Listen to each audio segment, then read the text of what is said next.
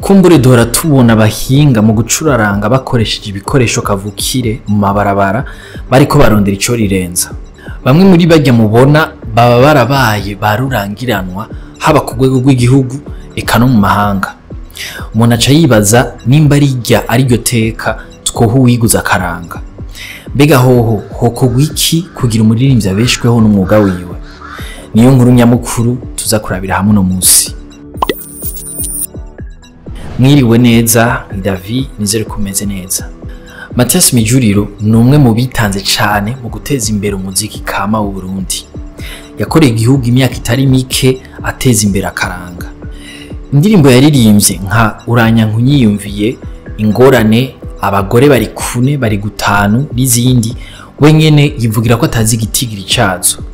Yatembera ibihugu vyinshi agenda amenyekanisha umurya w'u Burundi. Ico gihe yari umukozi wa leta ariko ubu yarakukurutse. Yatanguye kumenyekana nk'umuhinga ku muduri mu myaka y'1970. Uyu munsi uwo mutama abeshejweho no kuvugiriza umuduri ababonye ku mabarabara kugira aronke nayo gufungura. Akandi karorero ataraka kera cane na ka Bernard Nkundabantu yamenyekanye mu mugwi Alfred Bernard.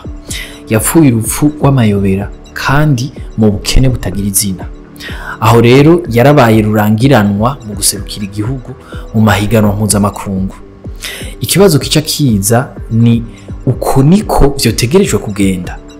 Ngibi ibibazo bine nyamukuru abaririmvyi bo mu Burundi bahura bigatuma umwuga wabo udashobora kubatunga nkuko vyotegerejwe. Ubwa mbere hari ikibazo ca droit d'auteur. Leta yashizeho ikigo kijejwe gukingira ibikorwa mvabwenge OBDA kuva mu 2011. Mu kwa gatandatu 2023 ico kigo camenyesheje ko kuvuza indirimbo z'abandi bantu atari gwawe bigiye kuza birahanwa. Iyo ngingo yakiriwe neza nivyo, ariko yagumye ifiswe kamakenga uko izoshirwa mu ngiro.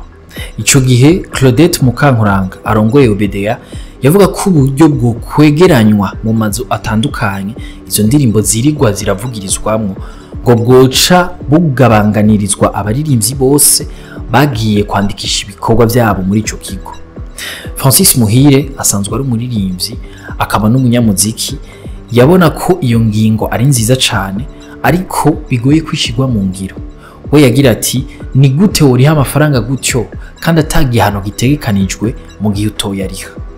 Uwundi muhinga mu vy'umuziki David Wimana ngo nyabu na leta ibicishije mu kigo OBR yari ikwiye gushiraho ikori kuri buri gikorwa mvabwenge, n'abaririmbyi nabo nyene ngo bari bakwiye kuri ikori. Uworenga kuri iyo ngingo leta igaca itegekanya amande bijanye imuca. Muri ico gihe igihugu coheza kikagira ishusho nziza mu bijanye no guhiteka ibikorwa mvabwenge ngo hakagabanuka na bamwe baje kubikora abiryohera. Ubwa kabiri abarundi baracakunda ivyo mu makungu. Hari aba DJ usanga bivugiriza indirimbo zo hanze gusa. Mu biteramo nka Primusic n'ibindi ugasanga abarundi bashwa baduka kwitaba ari uko babonyemwo abaririmbyi bo hanze y'igihugu. Gukunda ivy'abandi rero twibagiye ivy'iwacu uca usanga biri mu bituma umuririmvyi w'umurundi atinjiza, ugasanga agiye kugera mu busaza atakintu gifadika yakuye mu muziki. Ariko kuri ico uwahoze ari umushikiranganje ajeje imico n'akaranga Ambassadeur Ezekiel Niyibigira asaba abaririmbyi bo mu Burundi nabo kuduza gose urwego rwabo mu gukora. Ubwa gatatu amashirahamwe hamwe n'abagwizatunga bakorera mu Burundi nta mafaranga akwiye bashira mu iterambere ry'umuziki. Mu 2019 magazine Imbere yanditse iti Brarudi sizoza guteza imbere umuziki wo mu Burundi kuko igikorwa cayo nico kudandaza. Iyo abasatbi canke Fizo n'abandi bake batigwana ko ngo babe bafise igihagararo ntibaba batumwa ko nk'abahagararira Primusic. Umwanditsi wa Imbere ati akazi gakomeye rero kari imbere yacu twebwe abamenyesha makuru, leta, abakora mu vyo kumenyekanisha abantu n'ibintu, abanyamitahe nabo bose bafise ico boterera mu muziki. Mbega twokorera hamwe gute kugira mu misi iri imbere haboneke basatbi na bafizo bane canke batanu ngo tuzohave turonka umuririmvyi ahagararira igihugu ku rwego rwa Afrika nka Diamond Platnumz. Imbere iti iyo uravye ibiteramo bicererwa amasaha ashikane canke ubukene bw'amahera n'ivyiyumviro buri mu baririmbyi, hari uwogira ati ico gihe si cavuba. Vyumvikana ko abaririmbyi bahamagariwe kudafata minenegwe akazi kabo, ahubwo bakagakora nk'abanyamwuga nyabo, de vrais professionnels. Ubwa kane, haracabuze inyigisho ku banyamuziki. Mu myaka nk'itanu iheze, umugambi Pasak waratanze inyigisho ku bakorera mu gisata c'umuziki n'ibindi bisata vy'imico n'akaranga naho utabandanije. Ico gihe barigishije ku bijanye no gutunganya no kudandaza ibikorwa vyabo. Bamwe barasimbira no hakurya kurahura ubwenge imisi mike. Nta nkeka ko inyigisho nk'izo zigwiriye abaririmbyi bogeraho babona uburyo nyabwo kandi bugezweho bwo gucisha amafaranga impano zabo, maze iterambere ryabo iry'umuziki n'iry'igihugu muri rusangi rikaboneka. Namwe niko muvyumva? Dutandukira inkuru ngufi nazo.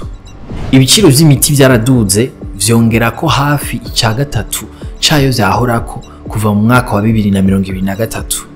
Ivyo biharuro vyerekanywe na Pamusab, urunani rw'amashirahamwe yo kuvuzanya. Uretse ibiciro biduga, hamwe haribonekeza n'ikena ry'imiti. Alain Ndayikunda yakoze ico cigwa ku bw'ugo runani, amenyesha ko yasanze ku rubuga abagwayi bahurikiye muri ayo mashirahamwe bidoga. Avuga ko kwikika mu kiza ari kimwe mu biriko biratuma imiti zimba aha mu Burundi. Tubibutse kuko kuzimba kw'imiti kwibonekeje kandi no mu bavuzwa n'ishirahamwe rya leta Mutuelle de la Fonction Publique, ngo hamwe barabima imiti canke bikaba ngombwa ko bayigura ibice 100%. Umugambi Paesh ugira uti imigambi 5 ya mbere kuri buri ntara izoronswa imiliyoni 15 z'amafaranga y'amarundi, hama imigambi 2 ya mbere kuri buri commune ironswe imiliyoni 8. Vyavuzwe hirya y'ejo itariki 1 Gitugutu, aho hatangura igikorwa co guhiganisha imigambi mu makomine yose agize igihugu c'u Burundi. BNP TV itubwira ko imigambi 2 ya mbere myiza kurusha iyindi ari izotogwa kuri buri commune. Izoba yatowe ku rwego rw'amakomine izocihiganishwa ku rwego rw'intara ku munsi wa 5 igenekerezo rya 4 Gitugutu. Kuri buri ntara hazotogwamo imigambi 5 yarushije iyindi. Ubushimwe ni miliyoni 8 ku rwego rw'amakomine, imiliyoni 15 z'amarundi ku bazotsinda ku rwego rw'intara. Mwakoze kudukurikira. Aya makuru muyasanga ku mbuga za Yaga na Iris News. Ahanje tuzosubira ejo.